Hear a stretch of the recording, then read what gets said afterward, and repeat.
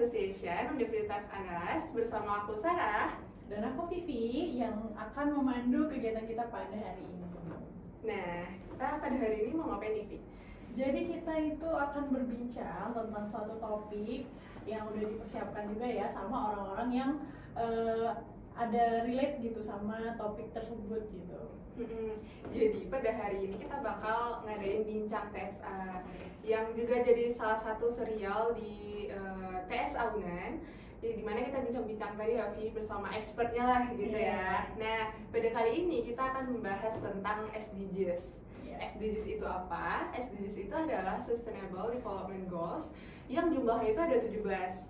Namun pada hari ini kita cuma bahas satu aja dari 17 itu, yaitu SDGs nomor 5 tentang gender equality.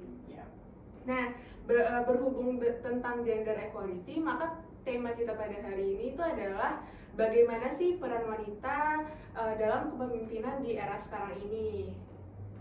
Iya, nah untuk menjadi teman kita berbincang nih pada hari ini, kita kedatangan Menteri Kementerian Pergerakan Perempuan BMKM UNAN, Satgas PPKS UNAN sekaligus Koordinator Forum Perempuan BEM Sesumbar, yaitu Kak Hairunisa. Halo Kak. Selamat siang. Selamat siang. Bagaimana kabarnya Kak? Alhamdulillah baik. Teman-teman, kabarnya gimana? Alhamdulillah baik juga. Aman. Mungkin Kakak boleh perkenalkan diri dulu ke teman-teman yang ada di sana. Oke, terima kasih sebelumnya teman-teman semua. Halo semuanya teman-teman yang yang menonton nanti ya. Perkenalkan, nama saya Hairunisa. Dalam keseharian itu sering dipanggil Ica. Karena nama Ica ini juga agak pasaran ya, bukan agak lagi tapi memang pasaran. Jadi terkadang saya branding dengan nama panggilan Ica Khair. Saya berasal dari jurusan Ilmu Kesehatan Masyarakat Fakultas Kesehatan Masyarakat Universitas Andalas. Dan sekarang memang untuk kesibukan seperti yang disebutkan oleh Vivi tadi ya, kalau di kampus itu diamanahkan sebagai Menteri Pergerakan Perempuan BMKM UNAN, sekaligus juga sebagai salah satu anggota dari Satgas PPKS Universitas Andalas. Kalau untuk di luar sekarang ini juga menjadi koordinator Forum Perempuan BEM Sumatera Barat, BEM Sumatera Barat, dan juga kalau di komunitas itu ada komunitas rumah perempuan juga sebagai koordinator sosial edukasi. Mungkin itu perkenalan singkat dari Ica. Wah, banyak banget ya Kak jabatannya. Iya, banyak ya yang dilakukan Kak Hairunisa ini di kampus. Jadi nggak cuma kuliah pulang gitu ya. Nggak cuma di dalam kampus aja, tapi di luar kampus pun punya tanggung jawab lah gitu ya Kak. Wah, pas banget nih sama topik kita pada hari ini. Sebelumnya kami juga mengucapkan terima kasih banyak kepada Kak Ica udah mau meluangkan waktunya untuk berbincang-bincang bersama kami. Tadi berhubung kita bakal bahas gender equality. Nah, menurut Kak Ica, gimana sih gambaran kesetaraan gender di Indonesia ini sendiri? Oke, baik. Sebelumnya terima kasih ya atas pertanyaannya, dan tadi juga lupa terima kasih untuk teman-teman yang sudah mengundang pada hari ini gitu. Mungkin tadi pertanyaannya terkait bagaimana pandangan terkait dari gender equality sendiri itu di Indonesia ya. Sebenarnya ya ini dari pandangan Ica pribadi gitu ya. Pandangan Ica pribadi itu sebenarnya lebih suka dengan menyebut gender equity gitu, keadilan gender. Tapi sebenarnya intinya hampir sama, namun kalau keadilan itu meletakkan sesuatu pada tempatnya. Dan sekarang ya kita lihat di Indonesia sendiri itu bagaimana terkait keadilan gender itu dan bagaimana antara perempuan dan laki-laki itu mendapatkan kesetaraan baik dari hak, kewajiban, dan tanggung jawabnya. Mungkin bisa kita lihat sekarang berbagai stereotip yang masih ada di Indonesia itu pada akhirnya menyebabkan adanya ketimpangan gitu dari gender itu sendiri. Bisa kita lihat sekarang bagaimana perempuan terkadang juga dalam beberapa hal masih sering diremehkan, masih sering dianggap kecil dan sebagainya. Bahkan mungkin teman-teman tahu nggak sih kemarin itu ada salah satu dari menteri kita Luhut gitu yang sedang bermasalah terkait kasus Haris Fathia gitu. Di sana hakimnya menyebutkan dan meremehkan terkait membandingkan dan terkait suara perempuan gitu loh. Jadi kayak dia berbicara pada saat itu, jangan dong ngomongnya kayak suara perempuan kayak gitu. Bahkan suara perempuan aja gitu diremehkan loh gitu. Kayak gitulah ibaratnya sekarang kita hadapi di negara kita gitu. Mungkin itu aja secara singkatnya. Oke Kak. Jadi menurut kakak apakah ada nih fenomena gender equality itu berubah dari zaman dahulu ke sekarang yang udah kita lihat ini? Oke, kalau berubah, kalau saya sendiri melihat pastinya ada perubahan itu sendiri gitu. Kalau dulu mungkin lebih ibaratnya lebih jauh ketimpangannya, karena sekarang sudah dimasukkan juga dalam SDGs dan itu juga jadi salah satu fokus di pemerintahan sendiri, sehingga memang ada perubahan tersebut. Bahkan kan kalau di indikator keberhasilan pembangunan itu kan salah satunya adalah penduduk Indonesia yang sejahtera, di mana pengukuran indikatornya itu ada indikator pembangunan gender, indikator pemberdayaan gender, dan indikator pembangunan manusia. Jadi memang sudah dimasukkan juga salah satu itu fokus di pemerintahan Indonesia sendiri, bagaimana agar fenomena dari gender equality itu sendiri berkurang ketimpangannya gitu. Iya, kita pun lihat kalau nggak se-strict yang dulu ya kak. Iya, Tentang ada ada masyarakat tuh semakin open minded lah gitu ya. Iya. Namun ya masih ada juga sih beberapa masyarakat ya, namanya juga masyarakat ya kak, pasti ada apalagi masih yang apa ya, yang di pelosok-pelosok yang mungkin belum terjamah, karena mungkin kita lihat terkait open minded yang dibilang Sarah tadi memang ada gitu, tapi memang yang mereka lebih terjamah dengan informasi, mereka yang lebih dekat dengan teknologi, mereka yang jauh. Mungkin Ica juga pengalaman ya, pengalaman kegiatan pengabdian ke Kepulauan Mentawai, itu pernah ke Pulau Sipora, ke Pulau Siberut, lalu juga ke pedalaman di Provinsi Sumatera Barat sendiri. Di sana memang benar-benar melihat gitu bahwa masih banyak dari masyarakat yang bahkan tidak peduli terkait itu gitu. Memang seperti itu. Jadi banyak sebenarnya, dari kalau dilihat dari dulu sekali itu memang makin kesini makin baik gitu. Namun dengan apa ya, perkembangan yang sudah baik positif, tapi bukan berarti kita berhenti ya kalau tetap memperjuangkan, karena di sini kita masih ibaratnya masih ada dalam kondisi yang krisis gitu ya kak. Nah kalau misalnya menurut kakak perkembangan nih, kan kita tadi membahas tentang gender equality gitu ya, kalau kak bilang tadi keadilan gender gitu. Nah kalau misalnya dalam kepemimpinan gitu, dalam beberapa tahun terakhir ini tuh seperti apa sih fenomenanya kalau menurut kakak? Oke, fenomena terkait dalam kepemimpinan ya, apalagi di ranah publik sekarang ya. Contoh kayak keterwakilan perempuan di lembaga, di eksekutif ataupun yudikatif dan sebagainya. Teman-teman, tahun 1995 itu dari 500-an anggota DPR itu keterwakilan perempuan itu kurang dari 50. Itu tahun 1995. Tetapi ketika sekarang ya sudah semakin naik, alhamdulillah sudah semakin naik sampai 2004. Setelah 2004 terjadi penurunan lagi. Namun sekarang sudah ada peningkatan, bahkan untuk periode 2019 sampai 2024 itu keterwakilan perempuan di parlemen itu yang tertinggi, sekitar kalau nggak salah 118 dari 570-an anggota DPR itu di pusat ya. Tapi artinya sebenarnya sudah ada peningkatan, kembali lagi sudah ada peningkatan, tetapi masih sebenarnya jauh dari target kita sebenarnya gitu. Jadi masih 1/5 atau 20% keterwakilan perempuan itu di Senayan. Lebih dekat lagi ya, kalau misalnya kita lihat dari Provinsi Sumatera Barat sendiri, keterwakilan perempuan itu di eksekutif baru sekitar 10%. Di DPR itu masih 10%. Jadi masih sangat kurang keterwakilan perempuan di Sumatera Barat itu sendiri di parlemen, seperti itu teman-teman.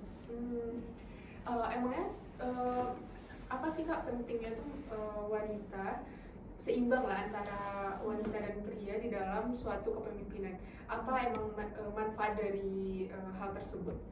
Oke, baik, terima kasih atas pertanyaannya Sarah. Kenapa ya perempuan itu penting juga harus terjun di sana? Kenapa perempuan harus terlibat? Karena sebenarnya teman-teman pasti tahu bahwa dalam setiap ruang kehidupan tidak ada yang tidak butuh dari peran perempuan. Pasti harus dan butuh sekali keterlibatan dari perempuan itu sendiri. Bahkan sebenarnya bukan perempuan yang butuh ranah publik, bukan perempuan yang harus ke ranah publik gitu, tapi ranah publik yang harusnya membutuhkan keterlibatan dan peran perempuan di sana. Karena apa gitu? Karena ketika perempuan sudah terlibat, sudah terjun di sana, maka hak-hak kita ataupun apa yang kita butuhkan itu akan lebih tersampaikan. Karena ibaratnya seperti ini teman-teman. Kenapa sih orang-orang penderita difabel tentunya di Indonesia itu mereka tidak terlalu nyaman di ranah publik. Mereka mungkin kita lihat sekarang ya di Indonesia untuk tempat atau lingkungan ranah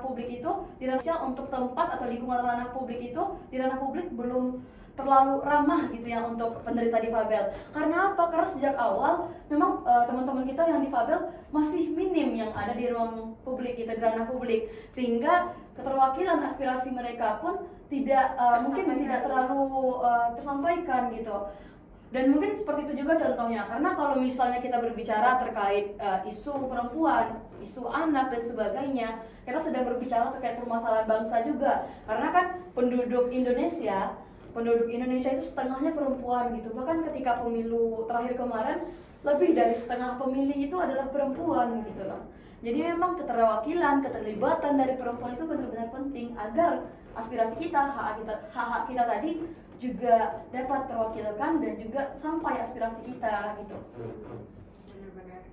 Gak mungkin juga dari masyarakat Indonesia yang lebih banyak perempuan tapi itu perwakilannya malah sedikit gitu ya kan. Iya. Jadi kayak tidak mewakilkan suara-suara wanita, apalagi kan wanita ini sering dianggap lemah, Iya, sering lemah. Suaranya sering tidak didengar gitu. Apalagi kalau misalnya nggak ada perwakilan yang emang bertanggung jawab lah gitu. Jadi suara-suara tersebut akan tersimpan di dalam diri wanita itu aja gitu. Iya. Maksud itu pentingnya sih peran perempuan gitu. Apalagi sebenarnya tantangan ya. Mungkin nanti ada juga pertanyaan terkait tantangan pasti yang akan muncul gitu ya. Jadi tantangannya juga sebenarnya kenapa perempuan pada akhirnya banyak dari mereka yang enggan atau mungkin belum mau untuk terjun ke ranah publik, karena memang kembali lagi dengan Indonesia tadi, dengan stereotip tadi, sering gitu keterlibatan perempuan di ranah publik pada akhirnya dibenturkan dengan ruang privasi mereka sendiri. Contoh kayak gini, teman-teman yang ikut organisasi, kamu kok rapat terus, keluar malam terus gitu, padahal perempuan loh gitu. Atau mungkin seorang ibu yang beliau juga seorang wanita karir, itu anak-anak di rumah diurus enggak gitu, diasuh atau enggak, kayak gitu kan. Jadi memang sering dibenturkan seperti itu loh gitu antara perempuan ketika mereka ingin mengambil peran di ranah publik dengan ruang privasi mereka sendiri gitu. Sebenarnya tidak ada larangan untuk perempuan menjadi pemimpin ya selagi mereka tidak melupakan kewajiban mereka gitu. Dan Ica pun sendiri percaya bahwa perempuan yang mereka adalah perempuan karir, mereka yang ingin terjun di ranah publik, mereka adalah perempuan yang cerdas yang pastinya mereka nggak akan menyampingkan kewajiban mereka gitu di keluarga mereka sendiri gitu. Iya, benar sekali. Nah kan itu berarti kan tadi udah dijawab ya soal tantangannya gitu. Karena seringkali emang kepentingan yang sebenarnya nggak ranahnya urusan orang, tapi kalau tiba di perempuan itu orang yang ngurusin. Iya, dilibatkan perempuan seolah-olah ketika laki-laki bekerja memang nggak ada keluarga laki-laki gitu loh. Kayak nggak ada ditanya anaknya di rumah kayak gimana, seolah-olah kayak mengurus anak, mengurus diri. Iya, cuma tugasnya perempuan. Padahal kan sebenarnya enggak ya Kak. Jadi kayak kewajiban-kewajiban yang dituntut kepada perempuan itu sebenarnya hanya stereotip aja gitu. Padahal kalau misalnya mengasuh anak gitu, nggak cuma tugas wanita aja, tapi juga tugas dari ayah, tugas dari laki-laki. Nah, karena stereotip itu juga teman-teman, pada akhirnya Indonesia juga disebut sebagai negara ketiga fatherless. Nah, fatherless kan karena keterlibatan peran ayah dan keluarga itu nggak ada, hilang peran ayah. Nah, itu juga yang terjadi sekarang di Indonesia, karena ya itu yang masih ada di Indonesia. Kita mungkin melihat tadi ya, kita bahas lagi ke awal, masih mungkin kita sudah melihat ada perubahan di mana lebih diperhatikan, tapi masih jauh dari yang kita harapkan sebenarnya gitu. Oke Kak, jadi kalau itu kan tadi ada stereotip, jadi ada bias gitu ketika perempuan itu maju, ketika perempuan itu memimpin. Nah, kira-kira gimana ya biar kita gitu perempuan bisa memerangi gitu stereotip-stereotip yang ada di masyarakat gitu dan bias-bias gender gitu. Oke, baik, terima kasih Vivi atas pertanyaannya. Jadi bagaimana ya cara dari kita untuk ibaratnya mengatasi bias gender itu gitu, apalagi stereotipnya sangat besar sekali ya. Masih kuat. Jadi menurut pendapat kakak ya, itu kita bisa mulai dari pribadi kita sendiri dulu. Jadi kita mungkin membangun kesadaran dari pribadi kita sendiri dulu, kita ikut aktivitas ataupun yang dimana mereka benar-benar tidak menyampingkan dari hal-hal yang berhubungan dengan gender tersebut, dimana nanti kita juga teman-teman kita bangun kesadaran terkait bacaan, kita isi dulu pikiran kita sehingga kita juga nanti bisa mencerdaskan yang lainnya gitu. Kita berdaya dulu hingga kita juga bisa memberdayakan dan akhirnya tidak diperdaya gitu loh. Jadi ini kan agak beda ya teman-teman. Kita memberdayakan dan tidak diperdaya gitu. Jadi pertama dari kita sendiri dulu, dan bagaimana juga kita menciptakan lingkungan itu sendiri gitu. Menciptakan lingkungan yang tidak ada bias gendernya. Jika kita melihat suatu hal yang ternyata di sana ada diskriminasi tersebut, coba kita belajar untuk berani bersuara terlebih dahulu. Contoh kayak kemarin ya persidangan dari menteri kita ya, Pak Luhut, dan juga kasus Haris Fathia tersebut, kan sana ada yang meremehkan dan mengibaratkan lemahnya seseorang berbicara seperti suara perempuan gitu. Dan ada di sana yang langsung berani speak up dan berbicara dan meminta dari hakim tersebut untuk bagaimana sih mereka ini bagaimana hakim menarik ucapan tersebut, karena itu sangat tidak etis sekali gitu loh. Dan juga sebenarnya kembali lagi bagaimana sekarang ini kan memang ketimpangan itu sendiri, diskriminasi itu memang lebih tidak menutup kemungkinan terjadi juga kepada laki-laki. Memang ada juga terjadi kepada laki-laki, tapi memang lebih banyak kepada perempuan gitu kan. Nah, jadi bagaimana dari kita gitu, dari kita sendiri juga menciptakan hal tersebut loh. Maksudnya kayak gimana ya? Dari diri kita ya, mulai dari diri kita sebelum kita menyebarkan kepada orang lain, kita dulu yang harus berani untuk speak up lah gitu ya. Ya, berani untuk speak up. Dan tadi ada satu sih di kepala kakak, lupa juga apa ya tadi nyampeinnya gitu. Jadi ya intinya mungkin itu nanti barangkali keingat nanti bisa disampaikan juga gitu ya teman-teman. Intinya berarti perempuan berdaya. Iya, perempuan berdaya bergerak bersama-sama ya.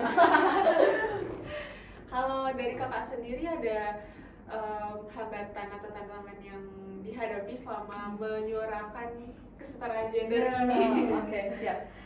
Kalau selama ini ya bagaimana tantangannya? Mungkin ini juga kembali lagi dari bagaimana tantangan dari perempuan itu memimpin sendiri ya. Sebenarnya memang ya teman-teman, perempuan itu bisa menjadi pemimpin. Mereka punya modal yang besar dengan sifat-sifat mereka yang mereka ekspresif, memerhatikan dan mementingkan perasaan orang lain, lebih perasa, mereka bisa bekerja sama dan mereka mau berkomunikasi. Sebenarnya itu jadi kelebihan tersendiri bagi perempuan untuk menjadi pemimpin. Namun di sisi lain ketika mereka tidak bisa mengelola hal tersebut, itu juga akan jadi tantangan tersendiri gitu. Nah, contoh kalau dari Ica sendiri ya, kan sekarang di Kementerian Pergerakan Perempuan. Kemarin itu sebelum mendaftarkan, karena juga outlet presidium kalau di BPM Unan, sebelum mendaftar itu sempat berpikir memilih kementerian ini akan seru loh gitu. Kita akan lebih berhubungan dengan perempuan dan kita juga lebih bebas gitu, lebih bebas karena ketika berkegiatan akan lebih banyak perempuannya gitu. Tetapi pada nyatanya ternyata di sana juga banyak sarang masalahnya gitu. Karena apa? Karena kita beradu perasaan gitu. Jadi kayak semuanya kan perempuan yang lebih mendapatkan perasaan, dimana kita lagi kita punya mood juga kan gitu. Kita punya mood, tapi di sisi lain kita gimana mempertahankan mood dari anggota-anggota perempuan kita gitu. Kebayang nggak sih kayak kita nahan untuk teman-teman kita juga, kalau kita hempaskan semuanya mungkin akan lebih parah, akan lebih berantakan lagi gitu kan. Jadi kayak tahan gitu, sambil kita menjaga perasaan orang lain, tapi di sisi lain kita juga berusaha untuk mempertahankan menjaga perasaan kita sendiri gitu loh. Dan terus juga kayak kita pernah juga ngangkat kemarin tuh beberapa waktu yang lalu terkait meningkatnya angka perceraian di Sumbar. Karena memang ya meningkat habis lebaran itu ya teman-teman, biasanya yang 40 sampai 60 pasangan yang mengajukan gugatan gitu ya ke Kemenak atau pengadilan. Setelah lebaran itu sampai 100 waktu itu kan, 100 pasangan per hari gitu. Jadi itu kan berarti sudah ada satu fenomena yang nggak biasa. Ini ada peningkatan yang harus kita perhatikan juga gitu. Dan kemarin itu kita juga sempat mengadain webinar nasional terkait Hari Kartini bersama Kepala Dinas Pemberdayaan Perempuan, Perlindungan Anak, Pengendalian Penduduk dan Keluarga Berencana. Panjang emang lah. Jadi kita ngadain webinar sama beliau dan ada tuh mahasiswa yang bertanya, itu kenapa sih Bu perceraian di Sumbar meningkat? Nah di sana kita juga merasa bahwa memang ini juga harus satu hal yang perlu kita perhatikan juga, walaupun kita belum tentu bisa memberikan solusi yang besar, solusi yang apa gitu kan, tapi kita juga harus perhatikan, nggak boleh kita kesampingkan. Dan di sana ada tuh beberapa orang yang berkomentar kayak, ini kok ini juga yang diurus gitu, kayak nggak ada hal lain yang kalian urus gitu loh. Kayak kan kalau misalnya di BEM itu kan ada beberapa lain yang kalian urus gitu loh. Kayak kan kalau misalnya di BEM itu kan ada beberapa kementerian. Nah jadi kan memang ini ranahnya Kementerian Pergerakan Perempuan untuk mengurus isu yang berhubungan dengan keluarga, perempuan dan juga anak gitu. Dan ada yang berkomentar, kenapa yang kasus korupsi di BTS 4G kemarin nggak kalian urus, atau mungkin terkait RUU perampasan aset nggak kalian urus, padahal itu udah kemarin-kemarin diposting gitu. Tapi kan ini beda ranahnya gitu loh. Tapi dari sana kita bisa lihat, dari sana kami juga ngambil pelajaran bersama-sama bahwa kalau misalnya kita nggak buat forum khusus gitu, nggak ada kayak kesadaran-kesadaran seperti ini gitu untuk membahas terkait isu perempuan, maka bisa dikesampingkan gitu loh. Ada juga kan yang bilang kayak, kenapa sih gitu di Kementerian Pergerakan Perempuan nggak melibatkan laki-laki gitu di sana, agar apapun masalah yang berhubungan dengan perempuan juga laki-laki sadar dan mereka juga bisa mewakili. Tapi sebenarnya urgensinya berbeda gitu teman-teman, karena kalau misalnya kita tidak ciptakan forum khusus atau forum berbeda yang terkesan lebih istimewa, maka isu-isu kita itu seolah tidak ada ciri khasnya gitu, seolah oke, kalau Kemen PP tentunya ya itu kan perempuan semuanya, itu udah ada nilai yang berbeda dibanding yang lain, sehingga isu yang kita angkat juga akan lebih diperhatikan karena ini yang perempuan-perempuan yang angkat gitu loh. Jadi kayak gitu loh, kalau misalnya kita tidak membedakan, maka isu yang berhubungan dengan perempuan, dengan anak, dengan keluarga itu bisa dikesampingkan karena masih dianggap remeh dibanding isu-isu berat lainnya gitu. Karena kan kalau misalnya kita bahas terkait perceraian tadi gitu kan ya, kan angkanya meningkat, berarti kan akan banyak gitu loh anak-anak broken home setelah itu, dan itu kan lebih banyak lagi masalah. Dampaknya akan jangka panjang gitu. Iya, dampaknya juga akan panjang lagi gitu. Jadi sangat mengapresiasi sih teman-teman yang mengadakan dan masih peduli terkait dengan pembahasan isu-isu perempuan dan sebagainya gitu. Kasih Kak. Iya. Ini ya Kak, tetap semangat ya buat ini pada perempuan-perempuan tangguh ya yang terus mengkaji gitu isu-isu yang mungkin di anggotanya juga dikhususkan buat perempuan ya, supaya mungkin lebih didengar dan lebih otentik gitu karena memang dari perempuan gitu. Kak, mungkin next pertanyaan gitu. Kalau Kakak sendiri ada ini enggak role model kepemimpinan seorang perempuan gitu? Boleh diceritain nih Kak. Role model ya. Itu pertanyaan yang sama sih waktu itu. Kakak juga kemarin kan sempat mengikuti anugerah perempuan Minang di UNP. Dan pertanyaan itu juga diajukan gitu guys. Cuma kembali lagi kakak menjawab dengan jawaban yang sama. Kakak sebenarnya nggak punya role model khusus gitu. Tapi memang di setiap bidang kakak berbeda sendiri gitu, loh role modelnya gitu. Contoh kayak kalau di kesehatan masyarakat ada bidang epidemiologi gitu. Nah kakak di bidang epidemiologi ini mengidolakan yang namanya Dewi Nur Aisyah gitu. Atau mungkin dalam public speaking, dalam pemikiran sosial politik dan berbicara itu lebih ke Syafri'ah Nafita atau Najwa Shihab sendiri gitu. Dan tapi kalau untuk seluruh aspek kehidupan pasti kakak akan jawab kakak lebih mengidolakan orang tua sendiri gitu, ibu gitu loh, karena kita belajar kegigihan, kekuatan, kepercayaan semuanya dari ibu gitu loh. Jadi mungkin sedikit cerita juga bahwa kakak sendiri itu juga ada salah satu anggota keluarga kakak sendiri yang paling pertama itu beliau menderita autis. Jadi di sana kakak melihat bagaimana dari orang tua sendiri gitu, dari ibu yang mungkin memang terkadang mengeluh gitu kan menghadapi anak yang mungkin istimewa ibaratnya ya, berbeda dari yang lain. Tapi bagaimana kesabaran, kegigihan dan kekuatannya nggak pernah tidak pernah berhenti, dan mungkin mereka ingin mengeluh tapi mereka tahan gitu, sehingga hal-hal tersebut terlihat mungkin dari wajah mereka sendiri, tapi mereka nggak mau ngomong, mereka sabar. Untuk secara karakter gitu ya, secara kehidupan sehari-hari justru belajar dari orang tua sendiri gitu, dari ibu sendiri yang sabar, yang kuat gitu. Dari yang lainnya seperti tadi, jadi kayak punya role model khusus sendiri gitu. Masing-masing gitu ya. Berbeda. Jadi memang peran ibu kita sendiri kalau kita udah punya role model itu bagus, tangguh, kuat. Jadi kita sebagai perempuan juga jadi terinspirasi ya. Iya. Jadi kita perempuan itu harus begini-begini, berdaya. Segitu pentingnya perempuan di kehidupan generasi ya. Iya. Semoga kan soalnya perempuan kan juga bakal jadi ibu untuk Iya. masa selanjutnya. Iya. Gitu.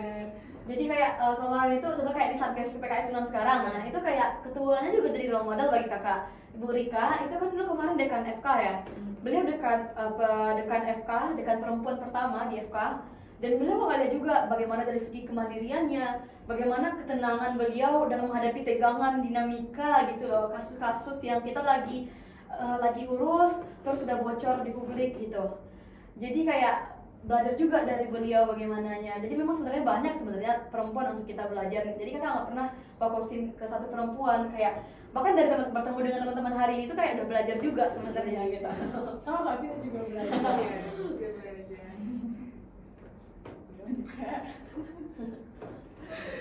Oke, jadi tadi kakak juga sempat mention nih kalau misalnya perempuan di dalam kepemimpinan itu sering dianggap remeh gitu kan. Orang-orang tuh lebih percaya pada laki-laki lah yang jadi pemimpin karena laki-laki inilah, laki-laki itulah. Emang apa sih kak perbedaan pola kepemimpinan kita antara laki-laki dan wanita yang kakak lihat? Oke, pola kepemimpinan ya antara laki-laki dan perempuan jelas pasti berbeda, pasti ada perbedaannya. Bagaimana cara mereka menghadapi dan menanggapi terkait isu permasalahan itu gitu. Contohnya kalau dari perempuan, Pak Jokowi pun pernah bilang ketika ditanya kenapa sih lebih banyak sekarang milih menteri perempuan gitu, karena katanya perempuan lebih detail, ya kan? Perempuan lebih sabar, perempuan juga lebih jeli melihat sesuatu gitu, sama ya detail kayak tadi gitu. Dan tapi di sisi lain yang laki-laki juga mereka kalau perempuan kan tadi lebih ke sensitivitas mereka bagaimana gitu, dan laki-laki lebih ke logika. Jadi memang ada perbedaan ketika mengambil keputusan, di mana laki-laki lebih rasional, di mana perempuan lebih mengedepankan perasaan tersebut gitu. Contoh kayak sebenarnya ketika suatu hal sebuah negara dipimpin oleh perempuan, banyak loh sebenarnya sudah dibuktikan ketika perempuan ikut memimpin, hal-hal yang bagus itu juga banyak terjadi gitu, hal-hal yang baik gitu. Contoh kayak penanganan COVID, kita lihat dari negara Selandia Baru sama Taiwan, itu kan pemimpinnya perempuan, penanganan COVID-nya bagus. Karena apa? Karena mereka memang mengedepankan sensitivitas, dan mereka memang mengutamakan saat itu kesehatan dibanding ekonomi gitu. Jadi penanganan COVID-nya bagus, kesehatannya pulih, ekonominya juga bangkit. Kayak slogan waktu COVID ya, kesehatan pulih, ekonomi bangkit gitu. Nah jadi kayak gitu juga dibanding antara laki-laki dan perempuan, ada perbedaan mereka, bahkan mungkin dari segi fisik gitu. Contohnya kayak mungkin fisik laki-laki lebih kuat gitu untuk menghadapi rentetan seperti ini gitu. Perempuan mungkin lebih butuh jeda beberapa hal gitu. Contoh kayak kita berkegiatan ya di BEM sendiri, kayak pergi jauh ya, misalnya kayak ada pergi jauh, pergi ke sana, dan perempuan misalnya kalau pakai kendaraan, pakai motor contohnya ya, itu kan laki-laki pasti kayak santai aja gitu. Kalau perempuan mereka minta beberapa kali untuk berhenti. Nah memang dari segi fisik laki-laki dan perempuan itu tidak akan pernah sama sebenarnya, dan mereka memang diciptakan dari awal itu berbeda. Tapi oleh karena itu kakak sering bilang perbedaan yang ada antara laki-laki dan perempuan diciptakan bukan untuk menyebabkan atau membuat mereka saling bersaing, saling berkompetisi, tapi justru untuk saling melengkapi gitu. Jadi kolaborasi kepemimpinan antara laki-laki dan perempuan ketika itu tercapai itu justru jauh lebih luar biasa lagi gitu loh. Contoh kayak ada suatu permasalahan dan perempuan memberikan pandangannya terkait ini gitu. Perspektif perempuan pasti berbeda, dan laki-laki juga pasti akan mempertimbangkan hal tersebut gitu, sehingga gabungan tadi itu akan menciptakan suatu hal yang jauh pasti lebih luar biasa lagi gitu. Oke, jadi emang kayak sesi perasaan itu emang harus ada di setiap keputusan ya kak. Kalau misalnya cuman laki-laki aja yang mementingkan egonya, lebih rasional, pasti akan ada hal-hal yang mungkin sebenarnya tuh nggak bisa terjadi gitu. Contohnya kayak yang di COVID tadi, kalau misalnya mengedepankan ekonomi aja pasti kesehatannya nggak akan bisa pulih lagi gitu ya kak. Jadi istilah kan ngomong juga sih sebenarnya pengalaman. Contoh kayak kita di Satgas kan pernah juga ada yang bilang, ini teman-teman gimana gitu kan, kok diam aja gitu, nggak kerja ya kayak gitu kan. Nah jadi kayak akan lihat sih perbedaan tanggapan waktu itu ya. pasti ada beberapa kayak ibu tuh yang bilang, ih padahal kita lagi sibuk ngurus ini loh, misalnya kayak udah lagi ngurus, udah bahkan sebelum itu viral tuh udah diurus gitu. Tapi perbedaannya dari yang bapak gitu menanggapinya ya, yang kan juga bapak ya, salah seorang bapak dari dosen FISIP yang menanggapi kayak, ya udah biarin aja lah, selesain aja tugas kita. Jadi kayak perbedaan mereka menyikapi ketika ada permasalahan, ketika ada konflik datang itu juga ada begitu loh. Ya, jadi kayak penting juga gitu, sisi keperempuanan di dalam kepemimpinan gitu. Oke, jadi kalau menurut kakak kalau lebih ke perasaan di dalam kepemimpinan itu nggak apa-apa gitu ya kak?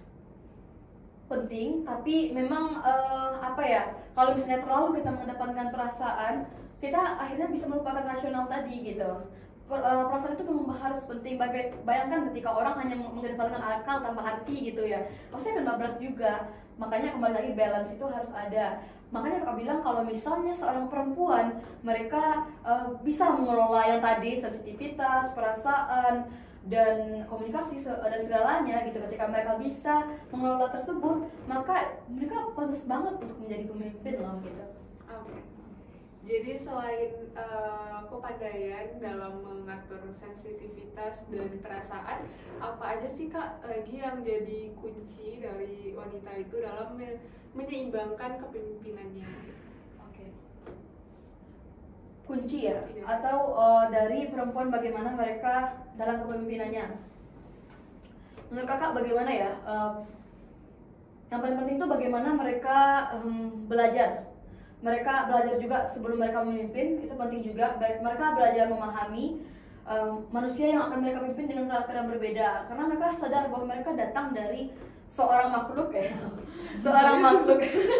Ya, mereka datang dari seorang manusia yang juga lebih sensitivitas, lebih mengedepankan perasaan. Mereka harus belajar bagaimana mereka akan menghadapi banyak karakter lagi ketika mereka memimpin, karena perempuan itu kita akui gitu, mereka begitu cepat jatuh atau kayak lemah ketika mereka dibentak. Mereka kayak gampang down ketika mereka jelekkan dan sebagainya, karena mereka overthinking gitu. Mereka akan terbawa pikiran gitu kan, akan terbawa langsung kepada perasaannya gitu. Jadi mereka harus belajar bagaimana kembali lagi mengelola itu tadi gitu. Mereka belajar terkait apa yang akan mereka pimpin, karena mereka akan menjumpai banyak manusia kritis gitu. Mereka akan menjumpai banyak manusia-manusia yang akan mempertanyakan dari kinerja mereka gitu loh. Jadi kayak penting untuk belajar banyak hal. Dan bahkan kakak sebelum itu ya, ketika lagi 1 bulan 2 bulan di Kementerian PPP Kemunan sekaligus juga di Satgas, itu kayak lagi posisi dan banget ya, maksudnya kayak karena orang-orang menuntut BEM untuk menyelesaikan kasus gitu, tapi mereka juga mempertanyakan gimana perkembangan kasus itu ke kakak sebagai kakak Satgas gitu. Jadi kayak orang bertanya gitu, kayak di media-media pers pun kayak itu sering menghubungi gitu, nggak hanya dengan ketua yang diteror. Kakak pun kalau dari segi mahasiswa tuh sering nanya ke kakak gitu loh, gimana perkembangannya, aku ini kok BEM gimana lanjutannya gitu loh dari kasus kemarin gitu kan. Padahal kita lagi juga memperjuangkan loh sebenarnya gitu. Jadi kayak sampai waktu itu baca buku berani tidak disukai. Iya, sampai kayak gitu, biar gimana nih untuk nggak mikirin komentar-komentar orang-orang itu gitu. Sampai kakak akhirnya menyadari bahwa ya komentar orang itu nggak akan bisa semuanya kita kita dengarkan gitu, karena kita kan pernah juga ya dengar dari kalau nggak salah Bang Didi Andova, beliau juga dari FK. Iya. Teman-teman kenal ya Bang Didi Andova. Nah, kakak juga pernah salah satu di tempatnya sama dengan beliau.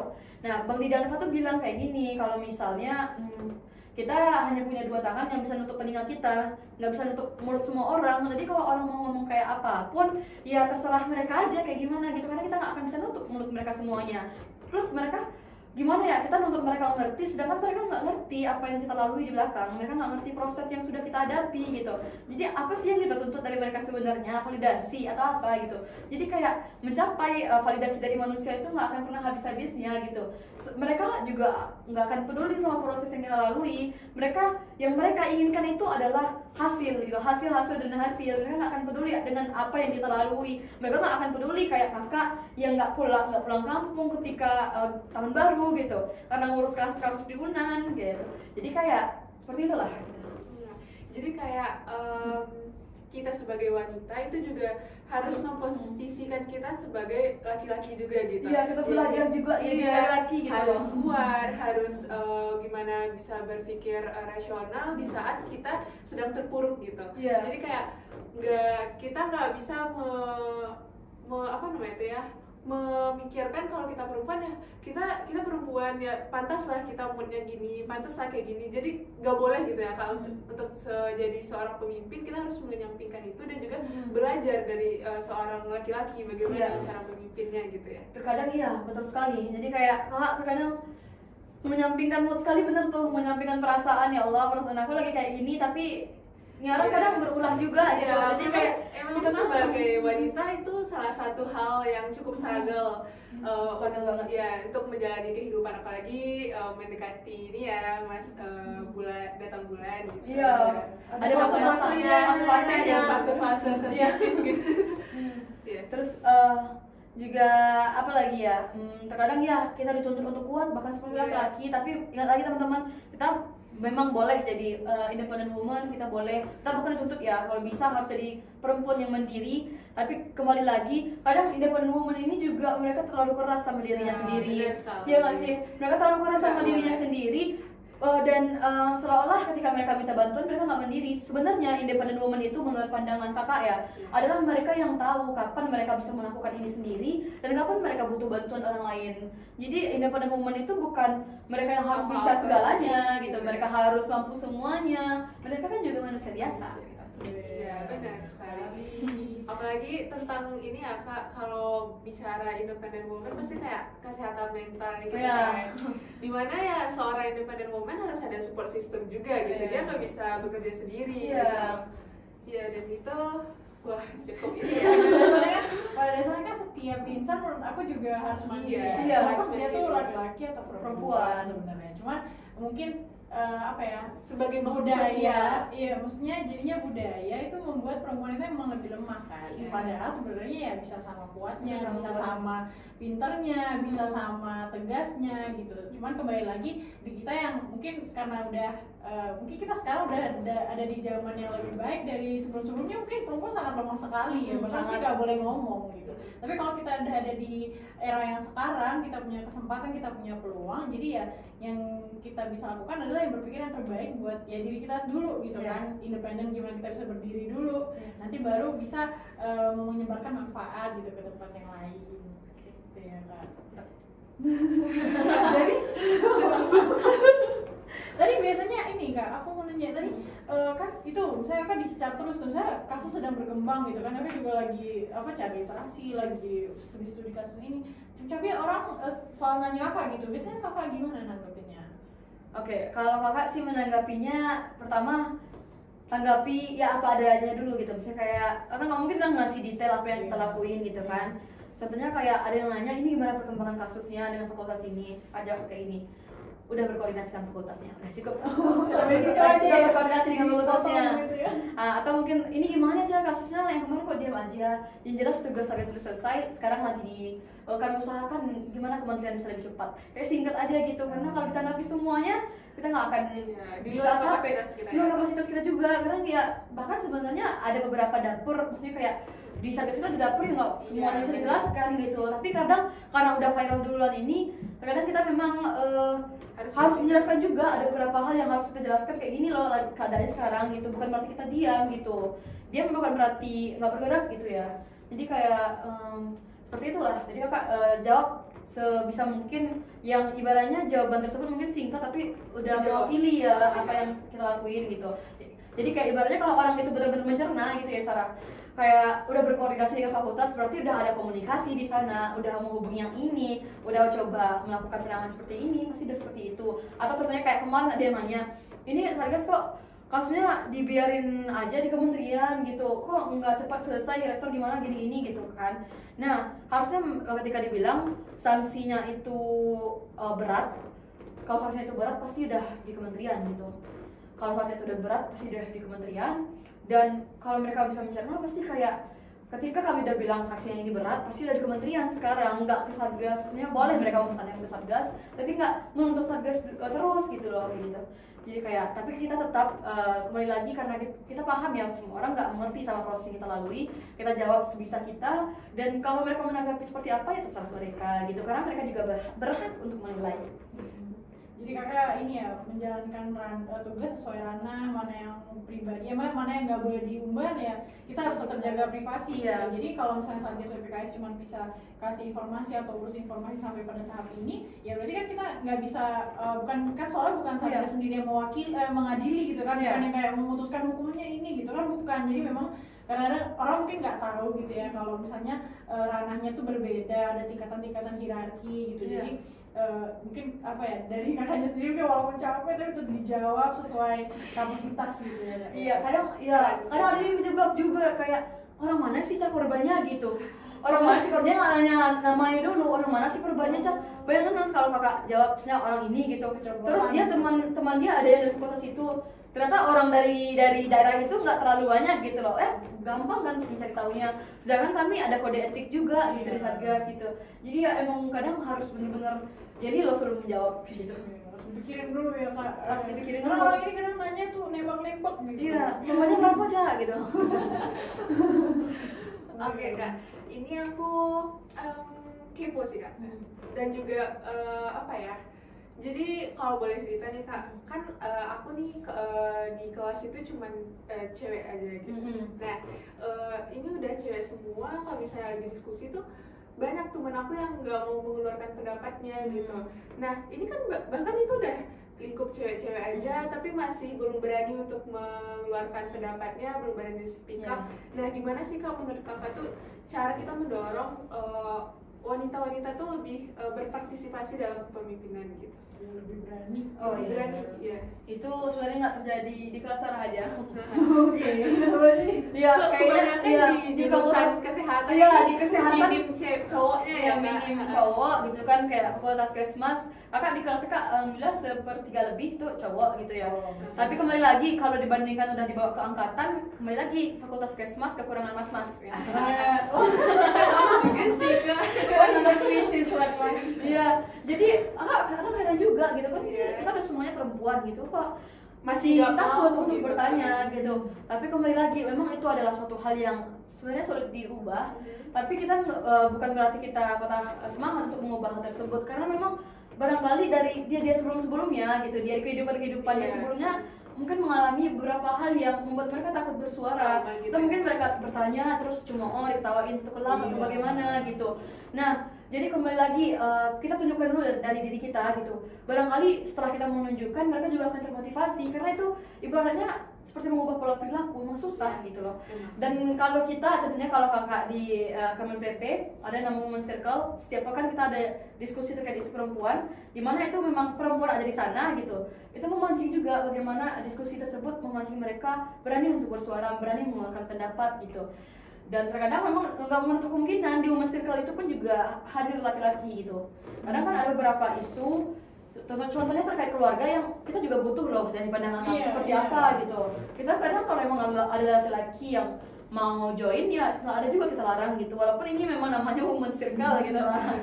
Jadi kayak di sana kakak juga lihat walaupun udah Women Circle pun namanya mereka terkadang memang lebih suka nyimak gitu, maksudnya daripada berbicara langsung, walaupun ada beberapa yang dari mereka udah berani berbicara. Tapi ya kembali lagi coba kita pancing, kita coba ciptakan juga keadaan di mana mereka nyaman untuk menyampaikan pendapat mereka gitu. Contoh kayak, yuk teman-teman ada yang mau berpendapat lagi gitu, nggak ada yang salah di sini gitu. Barangkali dari teman-teman ada lagi insight baru yang bisa kita dapatkan, kayak dipancing terus gitu ya. Walaupun ini memang nggak mudah, tapi kita kembali lagi gitu. Kita coba dari diri kita dulu, dan kita juga ciptakan lingkungan tersebut, lingkungan di mana mereka ketika bersuara mereka nggak akan diremehkan. Mereka contoh kayak ada kasus tadi, contoh ada kasus tadi ada korban yang bersuara, coba tunjukkan keberpihakan kita kepada korban, sehingga akan lebih banyak lagi yang berani speak up gitu loh. Karena ketika mereka pasti kayak fenomena kejahatan seksual itu kan seperti gunung es gitu. Kayak tadi kan yang bersuara satu, ternyata banyak sebenarnya mahasiswa yang juga sudah diperlakukan seperti itu gitu.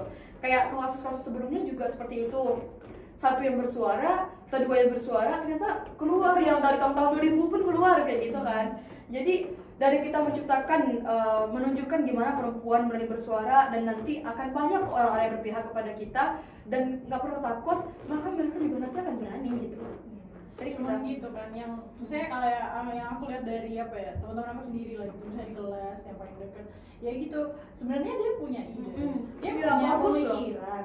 Sebenarnya kalau diungkapkan sebenarnya nggak salah juga, bagus malah. Cuman dia kenapa memilih diam? Karena ngerasa mungkin sebelumnya waktu SMP atau SMA dia ketika dia ngomong, ketika dia ngomong kok Ada nggak yang- didengerin iya, gitu. responnya negatif. Responnya negatif kayak kamu ngomongnya apa sih, kayak udahlah gitu, misalnya kamu jangan ngomong, kan misalnya perempuan suka kayak perempuan cerewet gitu, nah misalnya kayak gitu, terus atau dia ngerasa kayaknya aku simpan aja, mungkin juga kan nggak guna juga gitu ya. Iya. Apa tuh kayak perasaan-perasaan yang kayak gitu yang seharusnya itu dihilangkan oleh wanita-wanita di Indonesia gitu ya. Ya, kadang mungkin kita juga lihat ya teman-teman, jargon yang selalu sering diungkapkan woman superwoman gitu. Tapi kalau kita lihat di sosial media pun justru yang terjadi woman judge woman gitu loh. Kayak di mana sih perempuan dukung perempuan itu, di mana perempuan support perempuan itu, di mana sih gitu. Kadang kita mempertanyakan hal itu karena ketika kita lihat di sosial media, ketika perempuan berani speak up terkait dia menghadapi suatu masalah, dia justru dapat judge lagi dari perempuannya juga gitu. Yang menjelekkan dia, yang menjatuhkan dia justru perempuan lagi. Kebanyakan seperti itu, justru perempuan yang menjatuhkan perempuan juga gitu. Jadi kalau misalnya kita mikir dari sudut pandang laki juga lah, yang perempuan aja misalnya gitu, perempuan yang gitu. satu ngeluh, perempuan yang satu bukannya Dukung atau mendukung atau support. kayak mensupport, malah Jatuhkan juga. menjatuhkan. Jadi tentu yang ada yang ini dia perempuan Bukan aja kayak gitu gitu. Apalagi yang gue coba memang salah gitu. Itu kayak lingkaran setan. Iya, ya, kayak gitu. Untuk meredamnya harus diputus salah satu gitu. Iya, nggak bisa ya, sesuatu hal yang nggak ideal dibalas lagi dengan yang nggak ideal, Iya. nggak akan selesai masalahnya.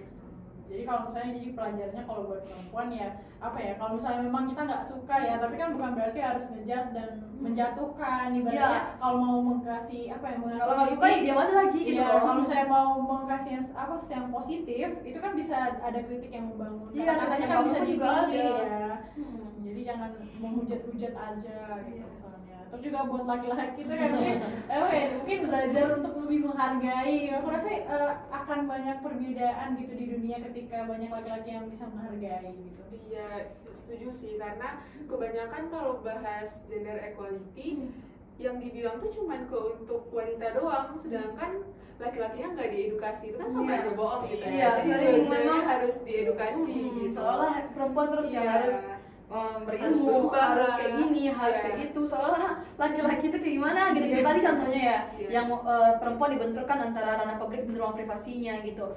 Ini perempuan berkarir gimana anaknya di rumah, emang cowok, maksudnya yang laki Iya. nggak punya anak gitu, nggak ngurus keluarga juga, seolah itu hanya pekerjaan perempuan. Kayak gitulah kita lihat ya, ternyata gitu.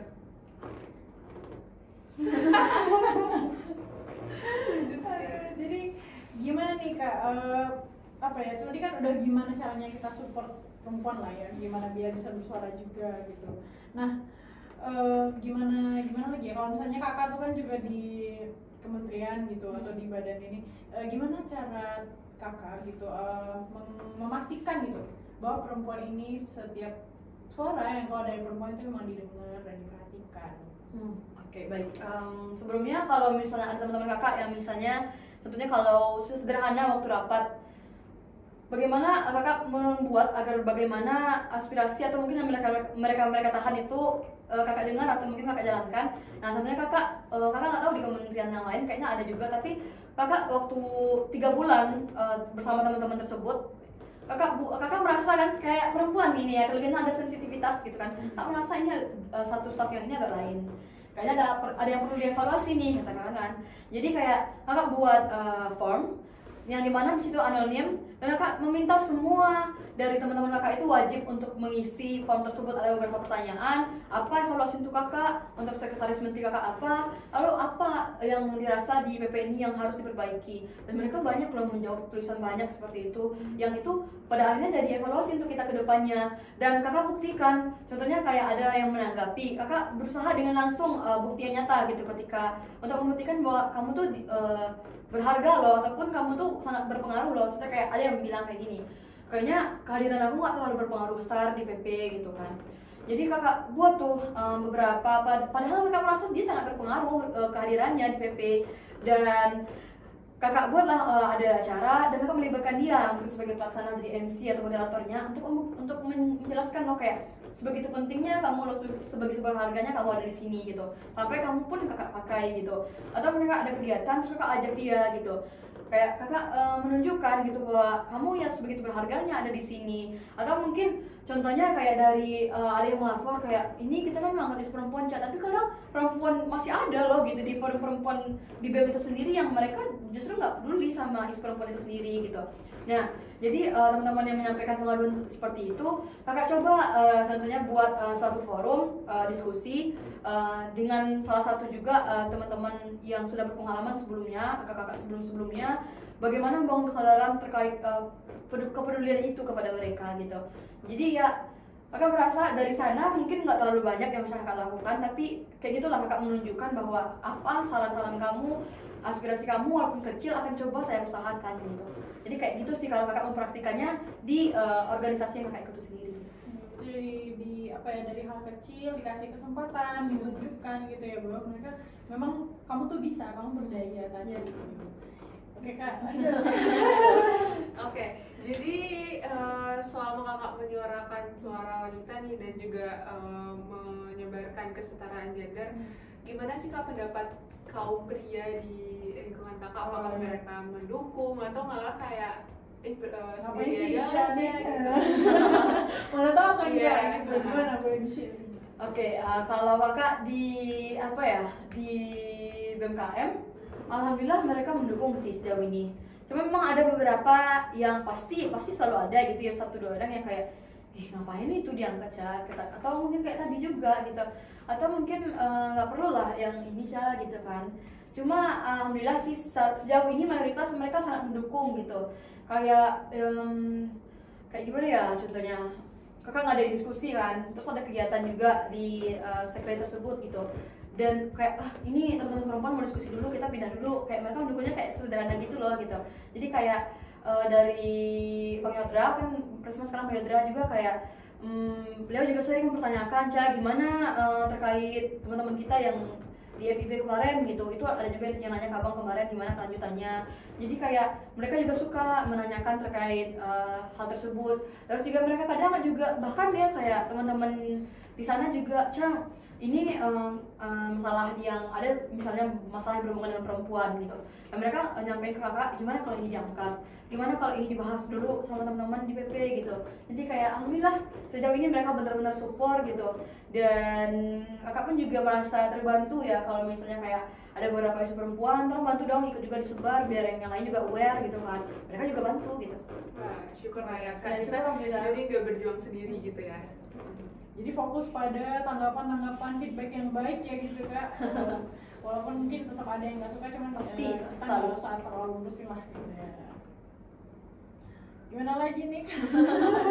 Udah nggak sih?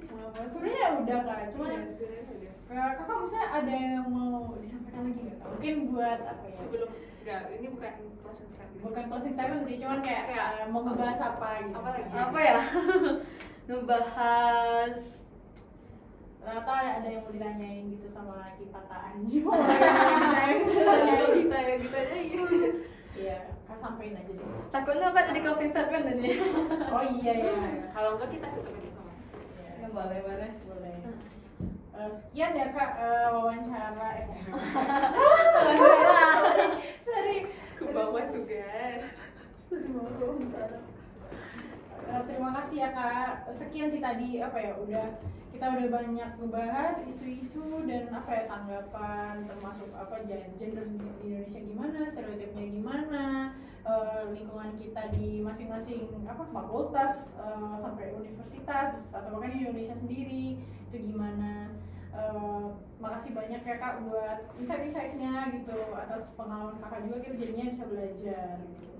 Iya, jadi juga kita ngomongin tentang gimana sih perkembangan kesetaraan gender di Indonesia gitu kan. Walaupun udah berkembang lebih baik, cuman kita juga perlu pengembangan yang lebih baik lagi Iya. gitu, nggak cuma berhenti di sini aja. Nggak Walaupun boleh cepat berpuas diri. Iya, jangan cepat berpuas diri. Dan tadi juga udah ada disebutin tantangan-tantangan yang emang cukup ya, ini ya untuk mengubah mindset masyarakat itu emang susah. Jadi emang itu bukan cuma tugasnya Kak Ica aja, tapi itu tugasnya Vivi, tugasnya aku, dan juga tugas wanita-wanita lainnya di Indonesia, dan juga Jangan lupa tugas yang laki-laki juga Laki. untuk selalu menyuarakan suara wanita lebih dan menghargai, lebih juga. netral. Iya. gitu. Nah, Iya, boleh Kak Ica Iya. ini. sebelum kita tutup nih bincang TSA pada siang hari ini, mungkin boleh Kak Ica mau menyampaikan sesuatu kepada perempuan di luar sana, kepada laki-laki di luar sana, silakan. Oke, baik. Sebenarnya kembali lagi ya untuk mengucapkan terima kasih kepada teman-teman dari Tanoto yang sudah mengundang pada hari ini, karena sangat diapresiasi sekali ya. Masih ada yang masih banyak kok dari mereka yang ternyata peduli terkait mengangkat isu perempuan ini, karena kembali lagi seperti yang kakak bilang tadi, kalau misalnya ini nggak difokusin ke suatu hal, bisa dikesampingkan gitu loh, terkait masalah-masalah yang berhubungan dengan keluarga, perempuan dan anak. Terus juga kakak pernah mendengar sebuah, kakak juga mohon maaf ya kalau misalnya ada beberapa jawaban yang kurang memuaskan, mungkin bisa kita lanjutkan lagi diskusi di luar ya. Silahkan komen ya, guys. Iya, nanti kalau Boleh. boleh part 2. Boleh tanggapi juga, kalau barangkali ada penyebutan yang salah boleh juga Koreksi disampaikan. langsung aja ya. Dan kakak pernah juga dengar ya sebuah kalimat seperti ini, tanpa komitmen nggak akan pernah dimulai, tanpa konsisten nggak akan pernah selesai. Kalau nggak salah dari Kak Sarjana Vita ya. Jadi teman-teman, kita nggak akan pernah bisa selesai dalam menghadapi terkait diskriminasi gender, bias gender ini nggak akan pernah selesai kalau misalnya dari kita sendiri nggak komitmen untuk memulai. Dan walaupun kita udah mau memulai, tapi kalau kita nggak konsisten, maka hal ini nggak akan pernah tercapai gitu. Karena walaupun saat ini keterwakilan perempuan contohnya di parlemen itu sudah meningkat, tapi ternyata masih 1/5 atau 20% dari 100% teman-teman, artinya masih kurang dari yang kita harapkan. Kembali lagi ke awal yang tadi kita sebutkan, ketika perempuan, ketika suatu elemen itu hadir dan mereka hadir di sana, maka aspirasi yang ingin mereka sampaikan itu barangkali akan lebih dapat dipenuhi, dapat lebih diwujudkan ketika keterwakilan dan peran mereka itu ada di sana. Maka jangan, untuk perempuan, jangan takut untuk mengambil peran, jangan takut untuk bersuara, dan jangan takut untuk menjadi perempuan yang berdaya. Karena ketika kita sudah cerdas, kita pun dapat mencerdaskan yang lain, kita pun juga dapat memberdayakan dan tidak diperdaya. Itu saja. Bagus sih. Oke, mungkin sekian dulu ya kita TSA kita pada siang hari ini. Sekali lagi terima kasih Kak Ica. Ya, makasih ya Kak Ica sudah juga, mengundang Sarah. saya. Ya. Sampai ketemu di bincang TSA Selanjutnya. Bye-bye.